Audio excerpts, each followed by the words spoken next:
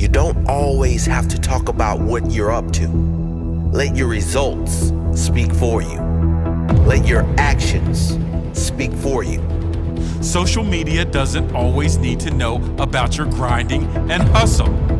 People will know about it when they see your results. It's the one thing you can't fake. There's a lot of fake people out there talking a lot of crap about who they are and what they've accomplished. But one thing you can never fake is results. Be that person, the one who delivers, not the talker, not the statement maker, the result maker. Confuse them with your silence and shock them with your results. Under talk, over deliver. There's a saying, when you build in silence, they don't know what to attack. Don't let the haters get a chance to attack you before you've done anything. Build in silence and shock them with your end result. You must know the results will come. If you get your head down and work, you do not need to tell everyone what you're up to or who you think you're going to be. Just show them. The results will come if you get your head down and work. Your work ethic will show in your results. Your hustle will show in your results. Your ability will show in your results. Your greatness will show in your results, never in your talk. There's no need to tell people how great you are. When you are truly great, they will tell you. Let your results speak for you. Let your actions speak for you. Confuse them with your silence and shock them with your results. Your work ethic will show in your results. Your hustle will show in your results. Your ability will show in your results.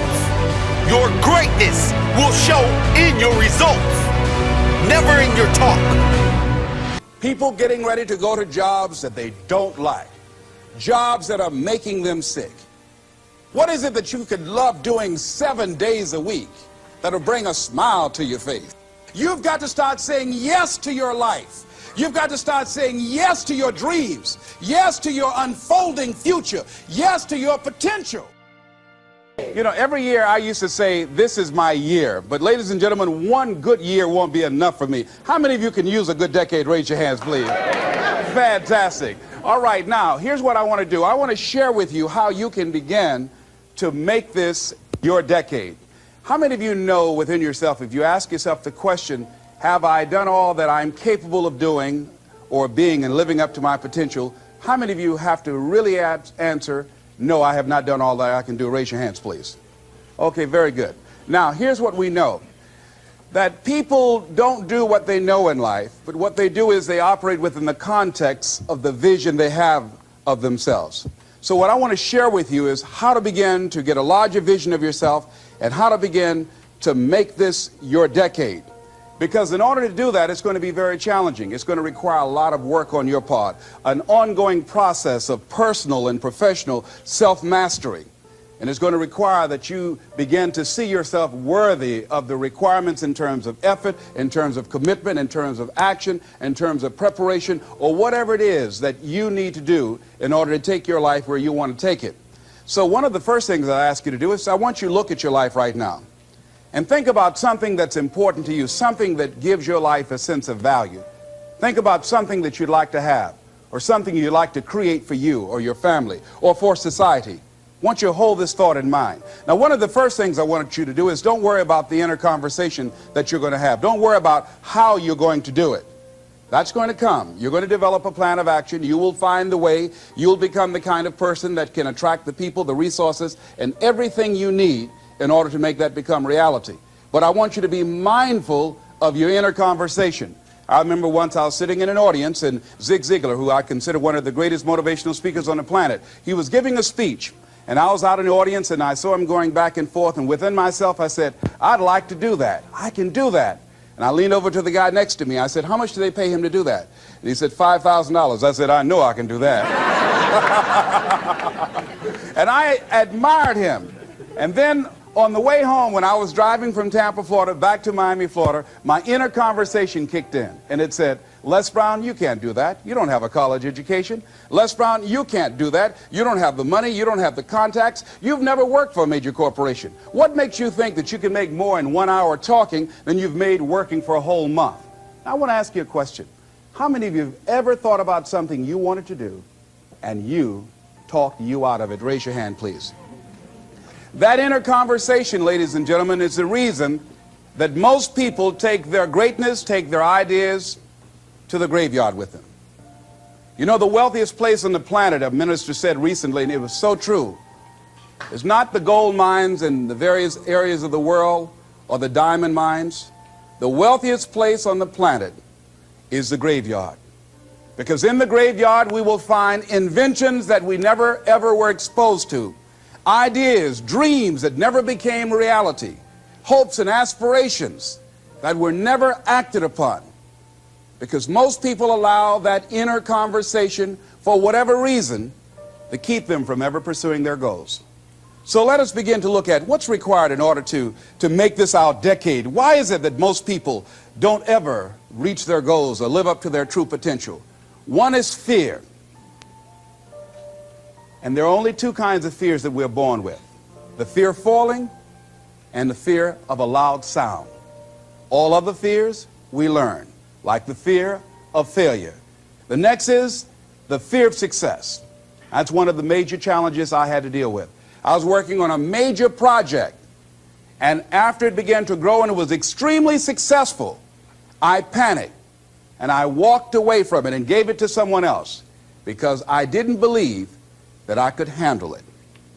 The other thing that keeps most people from reaching their goals is that a lot of people become comfortable. They stop growing. They stop wanting anything. They become satisfied. They stop looking at ways in which they can improve themselves. They stop putting things in front of them. I was reading something by a great man, George Bernard Shaw, and he said something to the effect that to have succeeded is to have finished one's business on earth, like the male spider who is killed by the female spider the moment he has succeeded in his courtship. And he goes on to say, I like a state of continual becoming with a goal in front and not behind. I remember after giving a speech at a major corporation, a gentleman came up to me who was up in years, and he said, you know, that's real great motivation for you young guys, but I've done all my work. There's nothing else for me to do. I said, oh yes, you've got a lot to give. You have a lot to offer. The fact that you're still here means that your business is not through yet. The other thing that keeps us from reaching our goal is not feeling worthy. That's where a lot of people get stuck. Because see, when you don't feel worthy of your goal, you will begin to unconsciously engage in self-destructive behavior, like procrastinating, constantly putting things off, squandering your time, and that's what life is made of. Something else that keeps us from reaching our goal, and that is many times because we spend so much time complaining and blaming everybody or everything. I'm reminded of a friend of mine who talked about the fact that one day he was walking by this house and some people were sitting on a porch, and there was a dog on the porch, and this dog was just moaning and groaning. So he was curious, and he asked the owner, he said, why is this dog moaning and groaning? And the owner said, because he's laying on a nail. He said, well, why doesn't he get off? He says, it's not hurting bad enough for him to get off. How many of you know people who moan and groan and complain about life all the time, all right? They might moan and groan about their job. I'm sick of this job. I'm sick of you. And they just moan and groan and complain all the time and never do anything about it. They haven't got to the point where they're sick and tired of being sick and tired. They just have enough energy to complain about it, and they consider that, in fact, they believe that that's equivalent to doing something about it, just complaining. No, that can't get you where you want to go. That cannot create your reality for you. The other thing that keeps most people from realizing their true greatness and their true potential, circumstances, their environment. There are many people who believe because of where they're born, because of the area where they are in life and where they find themselves, that's all they know.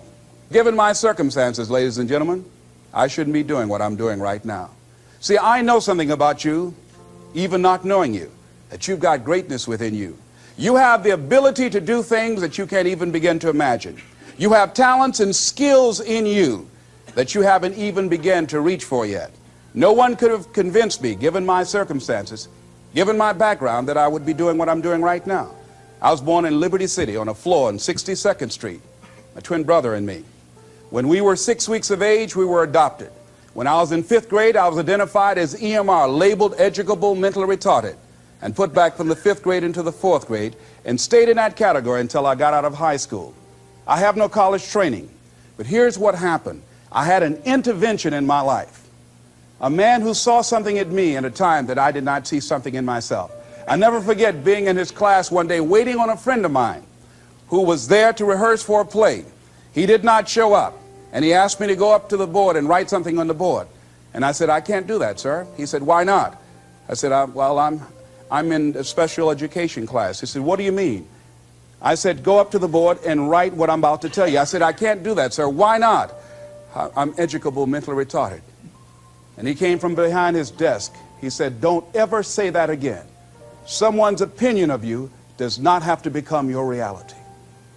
And that changed my life. It was Oliver Wendell Holmes who said that once a person's mind is expanded with an idea or a concept, it can never be satisfied to going back to where it was. So some of you are going to experience a breakthrough. Some of you are going to go back and look at your dreams and brush them off. Some of you are going to begin to look at yourself and say, hey, look here, I know I have not done all that I can do.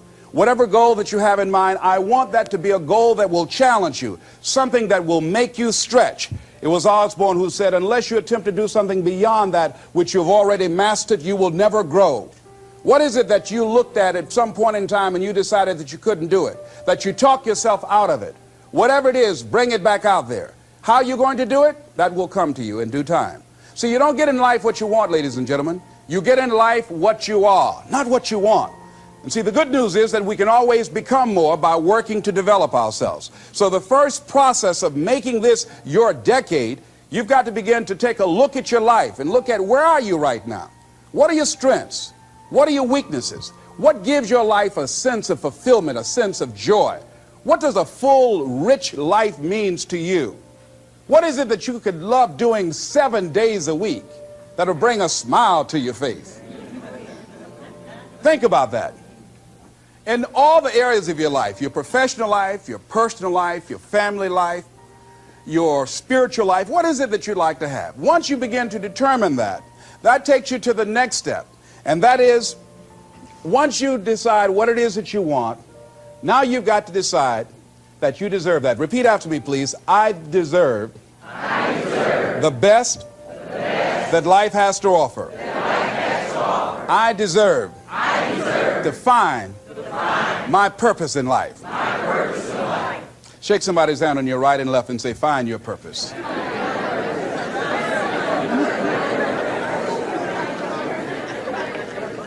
Do you know by actively pursuing your purpose, it could perhaps extend your life? The number one killer in this country of all the diseases we have, heart disease. That's the number one killer. And if you ask most people, when is it that the majority of people have their first major heart attack? Some people will tell you as a result of obesity, or smoking cigarettes, or high cholesterol, or high blood pressure. And all of those are contributing factors. However, the truth of the matter is that most people don't realize that the majority of people suffer their first major heart attack on Monday morning between 8 a.m. and 9 a.m. People getting ready to go to jobs that they don't like, jobs that are making them sick. You see, when you're not pursuing your goal, you are literally committing spiritual suicide. When you have some goal out here that you're stretching for and reaching for that takes you out of your comfort zone, you'll find out some talents and abilities you have that you didn't know you have. I started speaking just to elementary school kids because I knew they didn't know what I was talking about. And they gave me all kind of standing ovation. We like you, yeah. Then I graduated up to junior high school and then to senior high school and then to various community groups and church groups and civic associations and then to colleges and to businesses. Now I'm traveling across the country and then traveling nationally and internationally. But I never would have discovered what I'm able to do right now if I wasn't willing to take a chance. And you've got to be willing to do that. You've got to believe in yourself. I was doing work for a major corporation, and they were having a major downsizing. It's just another terminology for major firings. And so the people that were working there, they approached them and said, listen, you are eligible for early retirement. We will give you a buyout package of $300,000 if you take it within this time frame. However, after this time frame, when we have the downsizing, you might be among the people cut, and you will lose all of the benefits that we're talking about right now. And the most you can get is 2 weeks severance pay. Ladies and gentlemen, only 50% of the people that were eligible took this. Let me tell you something. If I'd been there, I'd have gone to ask for your check. Listen, Marvin told me to get his check. He's home with his mama. What?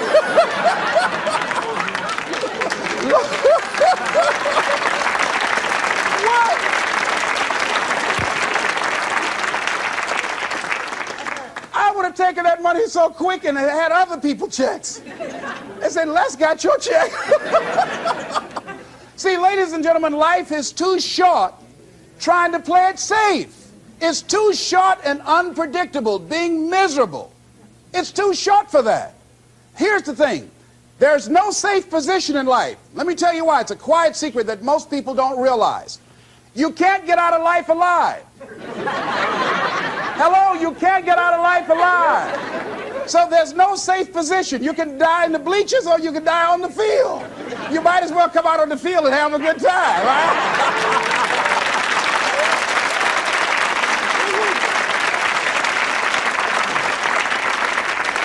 So if you want to make this your decade, you've got to decide to be bold.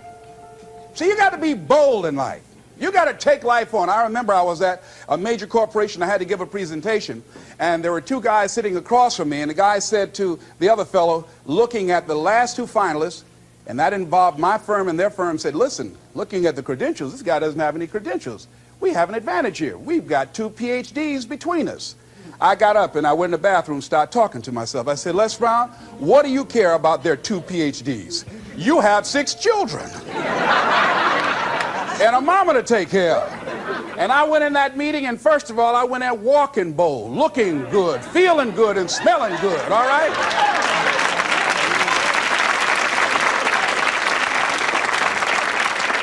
And I sat across that table and we started negotiating, and I operated in a spirit of absolute certainty. I looked at them as if the only reason that they were born was to give me that contract. They survived 1 out of 9 million sperms to carry out this transaction. And I got the contract. Hello.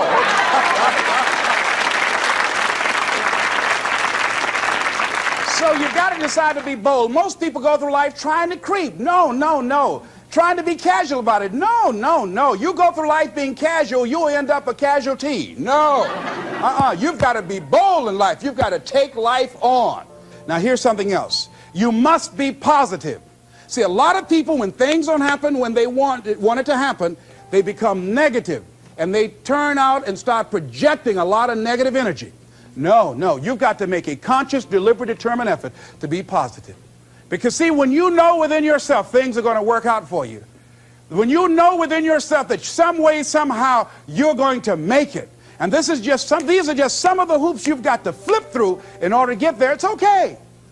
Have a friend who went to get a job, and the people didn't hire him. He was so negative. Well, hey, to hell with you then. Oh, wait a minute. They just don't have a job today. Don't burn your bridges behind you. Don't talk about the guy's mama. Come on.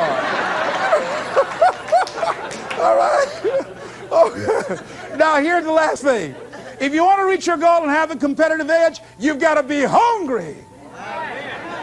A lot of people love me to tell this story. When I got out of school, you know, my first major goal was to buy my mother a home, and my hero in broadcasting was Paul Harvey, and I wanted to become involved in broadcasting, and I loved the disc jockeys that were on the air, and I wanted to become a disc jockey. And Mr. Washington said something to me that I'll never forget, who was my mentor in high school. Repeat this. Whitney Young is his quote. It's better to be prepared, for an opportunity, and not have one, than to have an opportunity and not be prepared. See, so I started working to develop my communication skills and expand my vocabulary. I started visualizing myself being a disc jockey. I saw myself on the air having a talk show and playing records and people listening to me. That was my vision. That was my dream. I held that in mind constantly. And I would practice all the time. Practice makes what? Absolutely not. This just dislodge that from your mind. Practice only makes improvement. Perfection doesn't exist. They need to take it out of the dictionary. It doesn't exist. Practice only makes improvement. You can always better your best. You have not done your best work yet. As long as you're here, you have a chance to transcend yourself. So don't believe in perfection. It doesn't exist. It only makes improvement. So I would practice every day, every day, every day.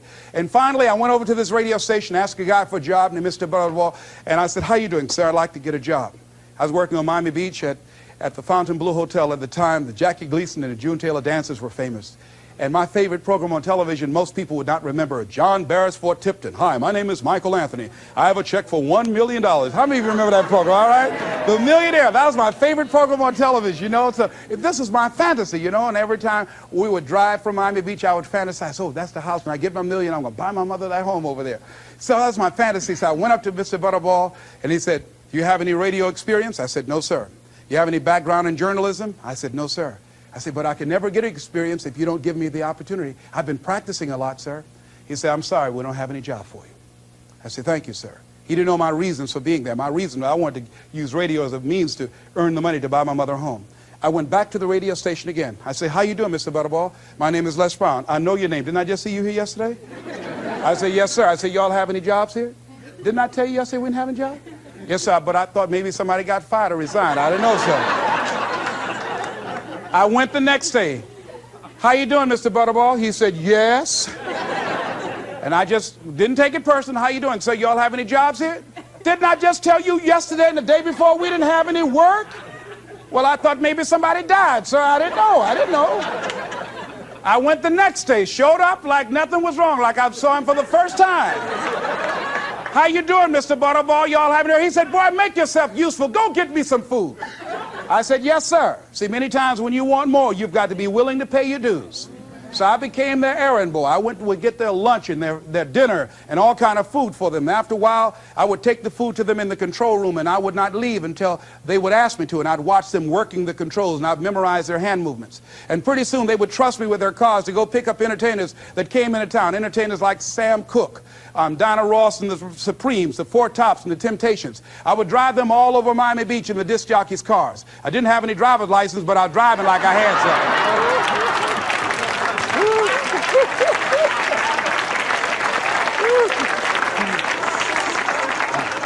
Finally, one day I was at the radio station, and a guy by the name of Rock was drinking while he was on the air. It was a Saturday afternoon. I was the only one there. None of the other jocks were available. And I was looking at him through the control room window, saying, drink, Rock, drink. Drink, Rock. I'd have gone to get him some more if he'd asked me to. Drink, Rock. Pretty soon the phone rang. It was the general manager. I said, hello? He said, Les, this is Mr. Klein. I said, I know. He said, Rock can't finish his program. I said, I know. He said, would you call one of the other DJs to come in? I said, yes, sir. I hung the phone up. I said, now he must think I'm crazy. I called my mom and my girlfriend, Cassandra. I said, y'all come out on the front porch and turn up the radio. I'm about to come on the air.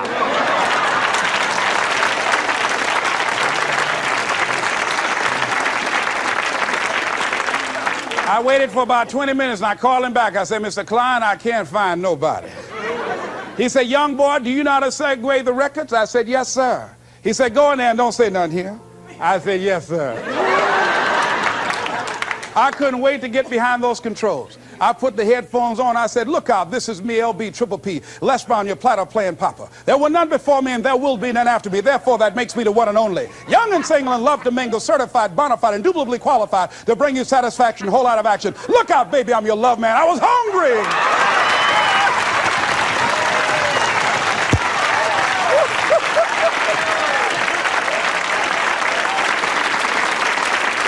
It makes you feel better when you are able to have charge of your destiny, doesn't it?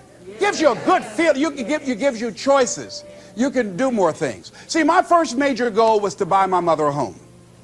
I feel like Abraham Lincoln, who said, all that I am and all that I ever hope to be, I owe to my mother.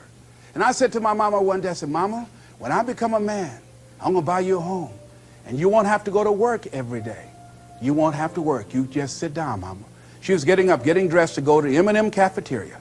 I was just following her around. I said, watch, Mama. One day you won't have to leave here to go to work no more. It's raining outside. You won't have to go to work in the rain. You just do what you want to do. Like stay home and fix me sweet potato pie. My mama fixed the kind of sweet potato pie you can't eat with your shoes on. You have to take your shoes off so you can wiggle your toes, all right? But that was my dream. That was my passion. I saw that, and that drove me. That was my reason for being. So one of the things, in order to make this your decade, in order to reach your goals, you've got to find some reasons that make you strong, some reasons that will make you hang in there when times get rough, because they're going to get rough. It's going to be very challenging. Whenever you decide that you want to grow, whenever you decide that you want to go to another level, all hell will break loose. Everything that will happen, whatever that can happen, will happen, and at the worst possible moment. They call it Murphy's Law. See, whenever you decide that you want to go to another vibration, it's like when you get into an airplane. The first thing they tell you to do is do what? Fasten your seatbelt. Because you're going to experience some turbulence when you're going up. And some of you are already experiencing that turbulence. Don't be frightened by that. See, whenever you decide you want to go to another level, you've got to fasten your psychological, your mental, and your spiritual seatbelt. Because it's going to be a while before you experience a comfortable altitude. You're going to get there. It's there. But you've got to go through this phase here. This is how you grow. This is how you develop. See, life is like a roller coaster. Sometimes you're up, sometimes you're down. Sometimes things go well, and sometimes they don't go well. But in the down moments, that's when you discover who you are. During the down moments, see, in this prosperous time, you put it in your pocket. In the lean times, you put it in your heart. And that's when you discover who you are.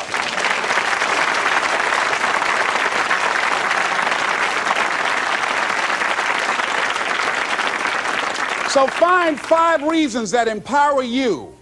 Why is it that you deserve your goal? What are the 5 reasons that you won't give up? When life catches you on the blind side, when the messenger of misery visits you, what are you going to do? What will keep you in the game when life knocks you to the canvas? See, the Buster Douglas that fought in the last fight was not the Buster Douglas that fought Mike Tyson. See, the Buster Douglas that got knocked down while fighting Mike Tyson had gotten out of an alcohol recovery center. His mother had died. His wife was ill with a terminal illness. He was considered a nothing, a bum. So when he got knocked down, Buster Douglas had a reason to get back up, because he said, I'm dedicating this fight to the memory of my mama. But when he fought the last fight that he had, and he got knocked down, and he had a guaranteed $24 million in his pocket, whether he got up or not, he just said, hurry up and count me out.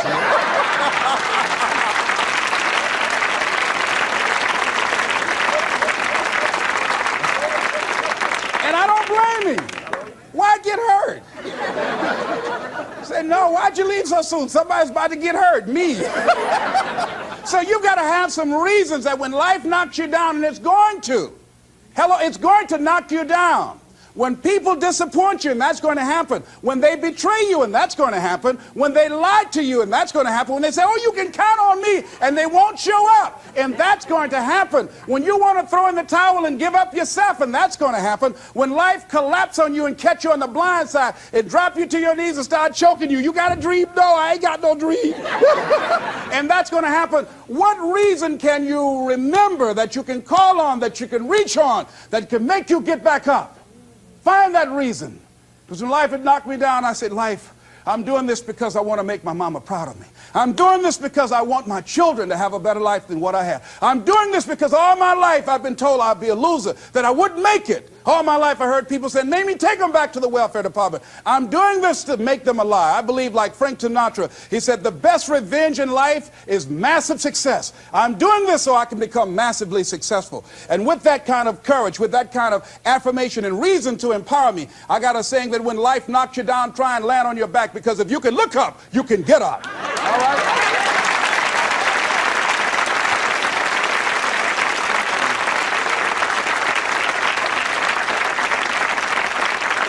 So when you run out of money, when things don't work out for you, when things happen that you could not anticipate, what are the reasons that you can think of that can keep you strong, that can keep you in the game, that will be your rod and staff to comfort you, that can be your bridge over troubled waters? Those reasons are very important. Nietzsche said, if you know the why for living, you can endure almost anyhow. So find out the reasons that you do what you do. Find out the reasons that will make you strong, that will make you walk by faith and not by sight, that will make you pursue your dream when everybody is against you or don't believe in you no more. And let me tell you something, that's a lonely feeling. It's a lonely feeling, particularly people that you're doing it for, or people that stand to benefit the most, or people who should be the #1 members in the encouragement club, but they end up saying, you can't do it, and they become members of the discouragement club. Oh, it hurts very badly. I know what that's like. Have people that you love close to you that look at you with that look and say, why don't you try something else? Why don't you give up? I said, but this is my life. I have got to do this. Les, you had a good job at Sears. That man like you. Mama, I can't go back to Sears. I got to be my own boss. I can't do that. I mean, you know, it's ladies and gentlemen, you know, when you work on a job that's dead end, you can see the ceiling already. It's like going in the middle of a movie.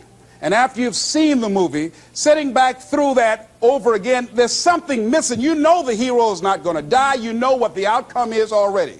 And so that's why a lot of people, a lady was telling me, she said when she went to work, it's about like a refrigerator fell on her shoulder as soon as she stepped in. Because she knew she'd gone as far as she could go. See, they're paying her just enough to keep her from quitting, and she's worked just hard enough just to keep from getting fired. How many of you know people like that? Raise your hand. The ones of you didn't raise your hand, you the one. I'll just tease it, all right? Here's something else. Make a commitment to be happy. See, you know, I have you laughing a lot. See, life is too short going through it looking homely, tired, and ugly. Sometimes we take life too seriously. Oh, no. Make a commitment to be happy. Find little things just to get tickled about and laugh. Find ways to be happy in the moment. A lot of people say, well, I'll be happy when I pay off all my bills. No. I'll be happy when I get my divorce. Oh, no. I'll be happy with the children gone. Oh, no. You want to be happy now. See, there are no guarantees. No one say you're going to be here 2, 3, or 4 years from now. So you want to be happy right now, in the moment. Repeat after me. I must make a commitment. To be happy. Right now. Right now. Is all I got. Shake somebody's hand on your right and left and say, you deserve to be happy.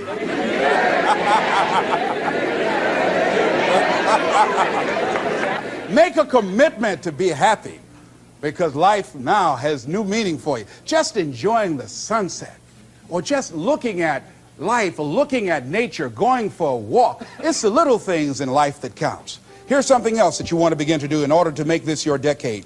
You want to begin to get all the toxic people out of your life. Hello? Energy drainers, get them out of your life. See, ladies and gentlemen, it takes a lot of energy to reach your goal. It takes a lot of emotional, mental, and spiritual energy to reach your goal. And you can run faster with 100 who want to go than with one around your neck. So there are two kinds of relationships. Sid Simon talks about this. Nourishing relationships and toxic relationships. Nourishing relationships are the relationships that inspire you. They motivate you. They bring the best out of you. Toxic relationships are relationships with people that always criticize you. All they can do is find fault. All they can do is just exploit your weaknesses. All they can do is remind you of the mistakes that you've made in the past. These people are bad for your health. Toxic people can run your blood pressure up. One apple can spoil a whole barrel. One negative energy drainer can spoil your whole life. I know people whose lives have been ruined because somebody wasn't good for them. See, there are some people that aren't good for you. Hello? They aren't good for you. You've got to get them out of your life. See, a lot of people put up with a lot of foolishness because they don't want to die by themselves. Here's what I believe. I believe in a one-to-a-box theory.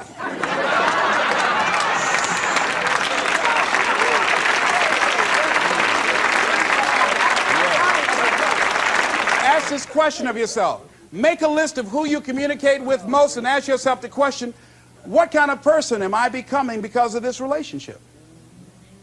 Is it helping me to grow mentally and emotionally and spiritually?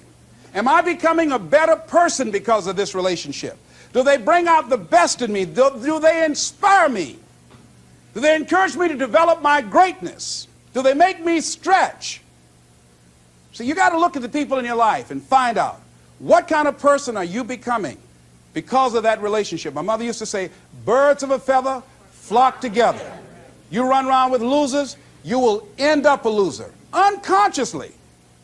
Unconsciously, you will pick up their ways, you'll pick up their habits, you'll pick up, most importantly, their attitude about life. If you're around cynical, negative people all the time, you will become cynical and negative.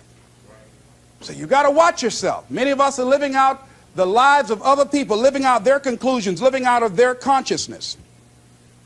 The other thing is that you begin to looking at your life and looking at what it is that you want to achieve. Another crucial thing that you must do is align yourself with powerful people. Align yourself with people that can encourage you, people that can empower you, people that you can learn from, people that you can grow from. That's very important. See, if you have people around you that can contribute to your growth. When I wanted to become a speaker, I joined the National Speakers Association. I wanted to be around the Dr. Norman Vincent Peales, the Zig Ziglars, the Dwayne Dyers. I wanted to be around people that were doing what I wanted to do. I wanted to learn from them. And you want to do that too. You want to align yourself with people who think like you, people who dream like you, people who want more out of life, people that are stretching and searching and seeking some higher ground in life. As opposed to the majority of people. Somebody said, always strive to get on top in life because it's the bottom that's overcrowded. And see, you don't want to be on the bottom. See, it's easy to be on the bottom. It doesn't take any effort to be a loser. It doesn't take any motivation, any drive in order to stay down there on a low level. But it calls on everything in you, ladies and gentlemen. You have to harness your will to say, I'm going to challenge myself. Sometimes I have to pull myself out of bed and say, come on, Les. Things I know I should do, I don't do. Things I shouldn't do, I do. I found that the biggest enemy you have to deal with is yourself. There's an old African proverb that says, if there's no enemy within, the enemy outside can do us no harm. So think about that.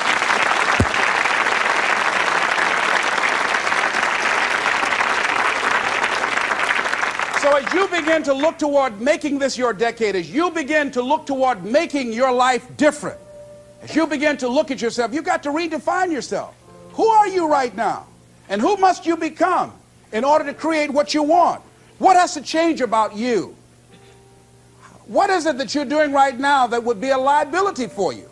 As you begin to look toward the future and take inventory of yourself, what is it about you right now that you've got to leave this behind because this no longer fits? Looking at where you want to go and the kind of person that you must become, the kind of standards that you have for you. What is it that you must do differently? Repeat out to me, please. If you want to keep on getting what you're getting, keep on doing what you're doing. See, that doesn't take an Einstein for that one. Am I right? It makes sense. Unless you change your pattern, unless you change the way you're thinking, unless you change your behavior, you're going to continue to produce the results in your life. See, all of us are winners, but some of us are producing results that we don't want. And so all you have to do is look at your game plan, look at your strategy. How is it that you have been being? What is it that you've been doing to produce this? See, you're the director, you're the producer, you're writing the script, you're the star of your life. And as you begin to look at your life, you can decide whether or not it's a smash or whether or not it's a flop.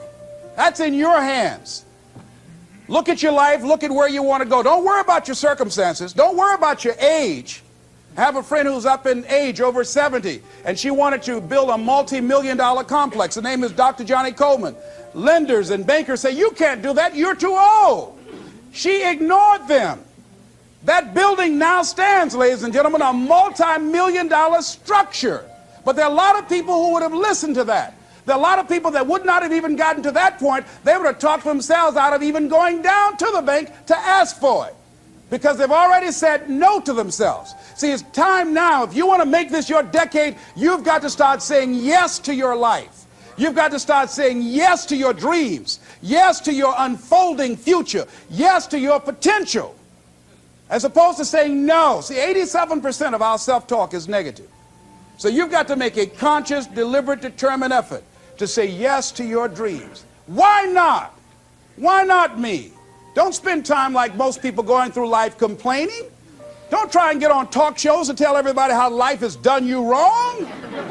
Here's what's happening in the audience. 80% don't care, and 50% glad it's you.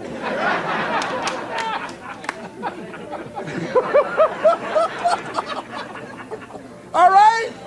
So when you know that, you'll go around cry, oh, you know what they did to me? Who cares? Get away from me before they come back.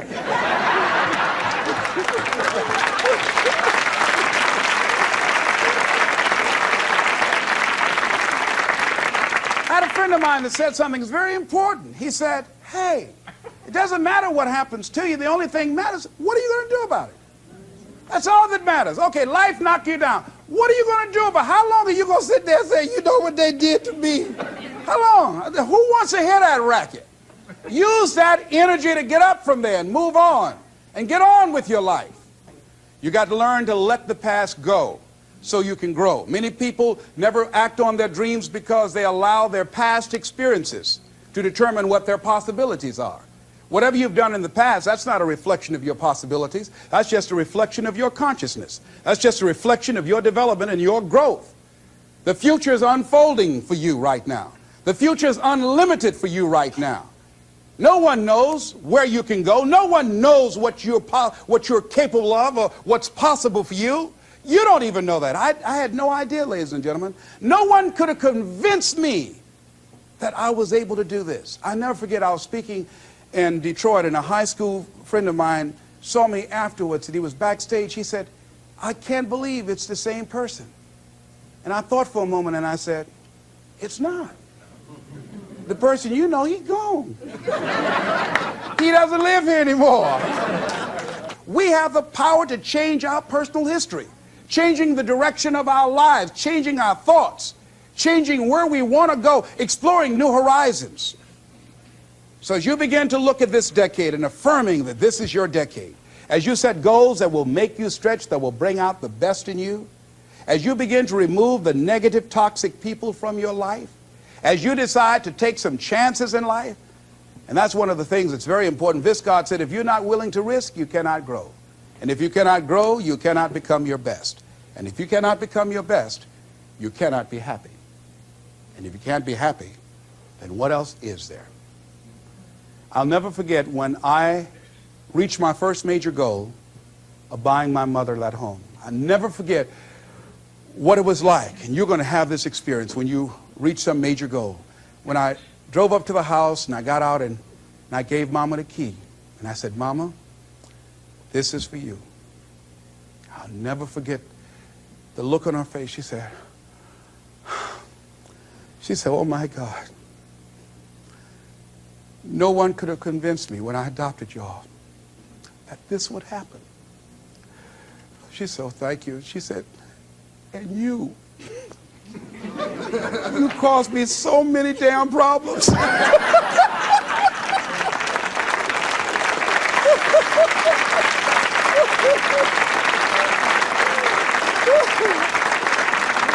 I was just one of those kids that had a lot of energy.